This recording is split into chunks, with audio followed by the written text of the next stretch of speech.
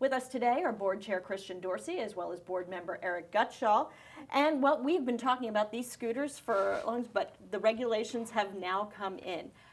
Throughout this whole process, what would you say is the most surprising thing that came out of the whole study and then when the regulations were put into place here?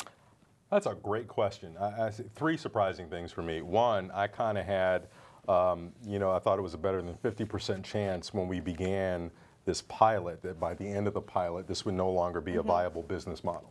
So that it is, that's a surprise.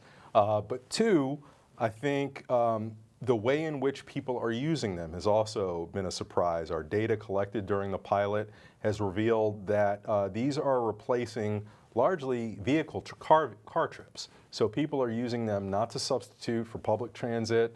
They are really either replacing car trips or they are trips that they would not have otherwise made. So they're providing a real niche, a real sort of need, if you will. That was illuminating.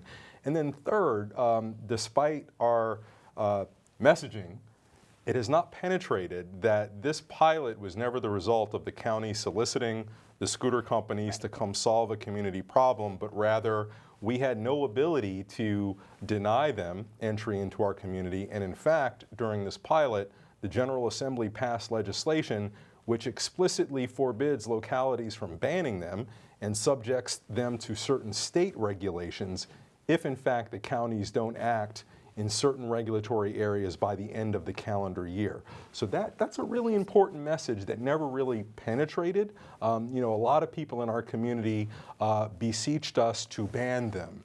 And it was tough to break through that, no, we can't do that. Yeah. We have to figure out how it works. So in other words, this study helps to work in a way that makes as many people happy as is possible. Yeah. Now, one thing I thought that was interesting is there had been a lot of controversy back and forth over whether or not these scooters should be allowed on sidewalks. Yeah. And whether they were allowed to or not, people were riding them on sidewalks. Yeah.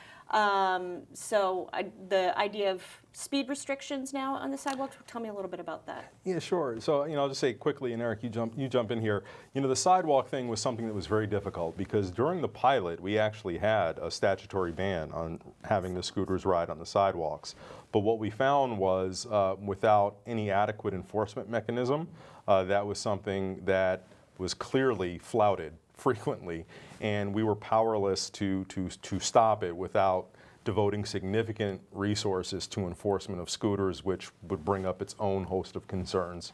So the question for us was, given the behavior, how do you best deal with the situation where you either have to spend tons to enforce the ban, or do you try something else? And we've opted, for at least the time being, to try and create a culture of compliance around having people ride at lower speeds and being more mindful that the sidewalks create greater conflicts, which should require you to be, if you're on a scooter, more vigilant and to slow down.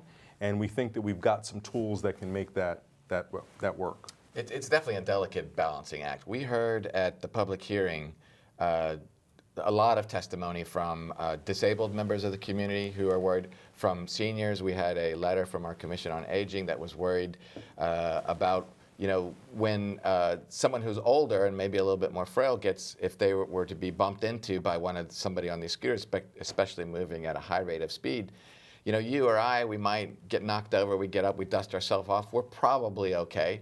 But somebody who's older could have a much more serious and it becomes a major impact on their ongoing health. And so I think we were very mindful of that, and I actually think that the community can be very proud of the process that we went through, the really thoughtful manner in which our staff analyzed all of these concerns. None of these concerns were dismissed out of hand.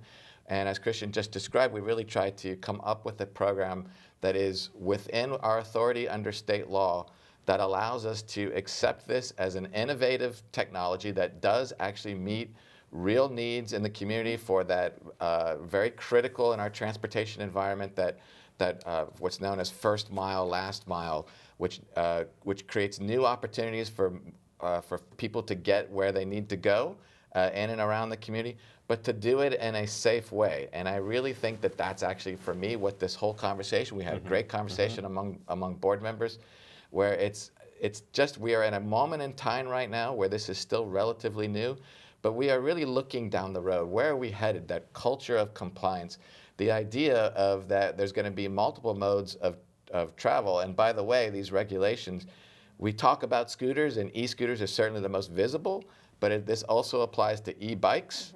And actually, it made sense to consolidate this with our existing bicycle, traditional, pedal-powered bicycle regulations. And so we've consolidated to sort of future-proof this, if you will, or future-ready it, where as we move forward and perhaps other sorts of technologies come online, that we have a model here that says we want to be able for people to get around, but we want them to do so safely. We want to respect each other. The golden rule is if you're moving faster than somebody else, you don't run them over, you signal when passing, and you have etiquette. You exercise judgment and etiquette, and that's what we're hoping. Exactly. And this applies to motorized skateboards and a new mode that we heard about at the public hearing, motorized unicycles. I have not seen these. Neither have I. Okay, Neither have I. something to we look had forward someone to. bring The it up one to thing us. I wanted to touch on before we move on is that I found very interesting is that there's a move to have parking areas, for lack of a better way of putting it, the kind of corrals for people to. This is part of place the these etiquette, scooters. right? Yeah. It's not appropriate, and this was a very compelling testimony from a few disabled members of our Disability Advisory Commission, who very eloquent spoke to the fact that when we see scooters just laying across the sidewalk, if you're in a wheelchair, it's not as easy to just go around them or jump over them or do whatever. And so it's just not appropriate. And so we have laid out very clear guidelines on where they can be, either in corrals. Our Department of Transportation staff are working on, many people may have seen the new striping where there's, at the end of a row of on-street parking, you might see a corral painted in there. It says it's suitable for either dockless bikes or these e-scooters. And there's rules about where they can be on the sidewalk that is essentially that they're out of the way. They should not be in the main flow. And we've got the teeth now and the agreements that we have with these vendors that if they don't come out, if there's a report that there's a scooter where it shouldn't be, and they don't come out and retrieve that and relocate it appropriately, or they're consistently out of compliance with these requirements, we have now the administrative remedy with them to either suspend their license or to revoke it if we have to. We hope we certainly don't come to that point. And again, the whole idea is to create a culture of compliance where people have the tools they need and are going to be able to comply with common sense guidelines. And I don't know about you, Eric. For me, I think that's really the biggest issue with these, more so than necessarily speed and conflicts, even though we don't want people on scooters whizzing around recklessly.